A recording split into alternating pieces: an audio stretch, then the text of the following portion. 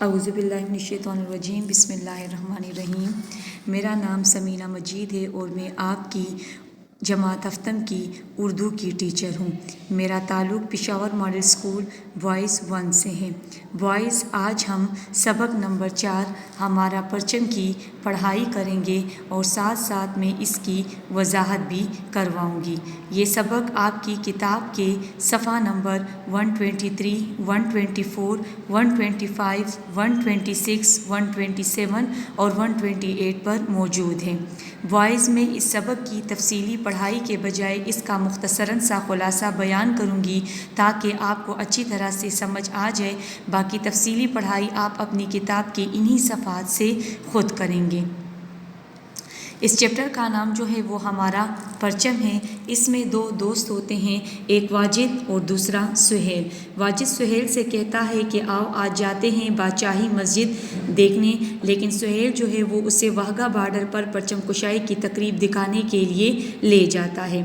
جب یہ دونوں اس تقریب سے فارغ ہو جاتے ہیں تو سہیل واجد کے چہرے پر اکتاہٹ سی محسوس کرتا ہے اور واجد سے سوال کرتا ہے کہ کیوں تمہیں یہ منظر پسند نہیں آیا؟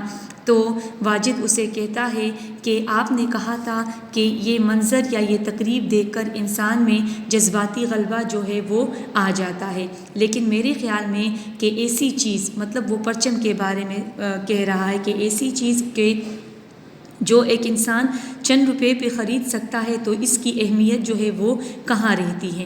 تو اس پر سہیل اسے کہتا ہے کہ قومی پرچم کی اہمیت کا اندازہ ہمیں تب ہوتا ہے جب ہم میدان جنگ میں افواج کو دیکھتے ہیں کہ وہ اپنے قومی پرچم کے سائے تلے لڑتی ہے، اور یہی پرچم جو ہے ہماری قوم کی عزت اور وقار کی نشانی ہے۔ تو واجد اس کے جواب میں کہتا ہے کہ میرے نزدیک اگر عزت اور وقار ہے تو وہ محنت کی وجہ سے ہے۔ میں انسان جو ہے وہ محنت سے ہی عزت اور وقار جو ہے وہ حاصل کرتا ہے، بغیر محنت کے دنیا میں عزت جو ہے وہ حاصل نہیں ہوتی۔ سہیل اسے کہتا ہے کہ تمہاری بات بالکل ٹھیک ہے کہ عزت اور وقار جو ہے وہ محنت سے حاصل ہوتی ہے، لیکن محنت کے بعد جب کوئی قوم جو ہے اپنا مقام بناتی ہے تو یہی پرچم نہ صرف اس قوم کی نمائندگی کرتا ہے بلکہ اس کے پیغام کو دنیا پر ظاہر کرتا ہے۔ اس کے بعد جو ہے وہ واجد سہیل سے سوال کرتا ہے کہ پیغام کیا مطلب تمہارا، کس قسم کا پیغام؟ تو سہیل اسے کہتا ہے کہ میرے دوست، ہمارا قومی پرچم سبز اور سفید رنگ پر مشتمل ہے اور اس پر چاند اور تارا جو ہے وہ بنا ہوا ہے۔ ٹھیک ہے نا؟ سبز رنگ جو ہے وہ مسلمانوں کی اکثریت کو ظاہر کرتا ہے، جبکہ سفید رنگ ملک میں رہنے والی اقلیتوں کی نمائندگی کرتا ہے۔ اس کے بعد واجد دوبارہ اس سے سوال کرتا ہے کہ تم نے پیغام کا ذکر کیا تھا تو اس میں کون سا پیغام پوشیدہ ہے؟ تو سہیل اسے کہتا ہے کہ اصل میں سفید رنگ امن کی علامت ہے، جس کی ساری دنیا کو ضرورت ہے، اور ہر جگہ پر دنیا والے جو ہے وہ امن چاہتے ہیں۔ سہیل، قومی پرچم کے درمیان میں بنا ہوا یہ ہلال جو ہے وہ اسلامی مہینوں کی علامت ہے، اور ستارے کے 5 کونے ارکان اسلام کی نمائندگی کرتے ہیں۔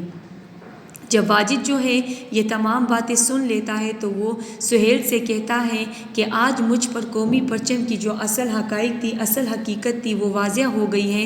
مجھے اس سے پہلے کہ قومی پرچم کی ان حقائق کا پتہ جو تھا نہیں تھا، اور اب میرا دل کرتا ہے کہ میں جو واہگہ بارڈر پر جو قومی پرچم اتارا گیا ہے، میرا دل کرتا ہے کہ میں جا کر وہ پرچم جو ہے وہ دوبارہ لہراؤں۔